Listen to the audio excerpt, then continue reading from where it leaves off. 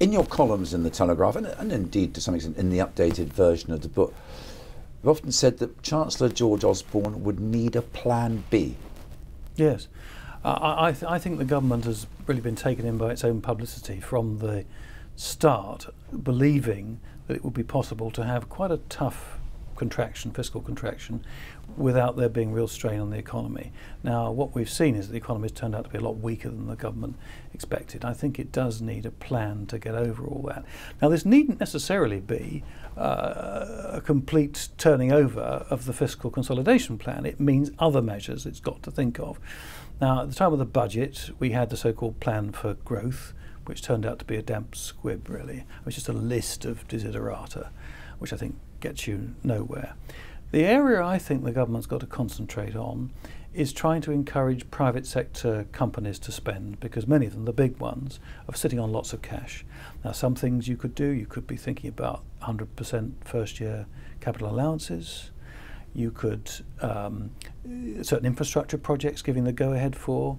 Now, I know the Telegraph has made a strong stand against the change to the planning laws, and that may be right, but I happen to think that within all that, there are aspects of this which are very friendly to economic growth, allowing the permission-free conversion of commercial property to residential properties, I think a very good move. But that's where I would be looking, rather than thinking, right, we've got to now throw out the austerity plan, which I don't think would be a very good idea, frankly. Wouldn't be good politically, but also it wouldn't be good economically, because the financial markets would think, what's going on here? And Britain would then risk losing one of the advantages it's got, which is that it can borrow at very low rates of interest.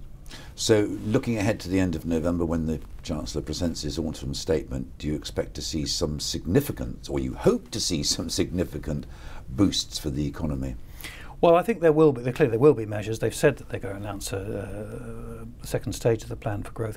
My fear is, again, it's going to be pretty weak. They haven't left themselves very much time, quite frankly. You can't come up with a convincing plan for growth in a matter of a few weeks.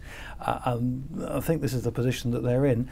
But there are other things they can do too to boost the confidence of business. The Chancellor's talked about changes to employment law. I think we've got to see those enacted, and they've got to be pretty bold and far-reaching to try to boost the confidence of entrepreneurs.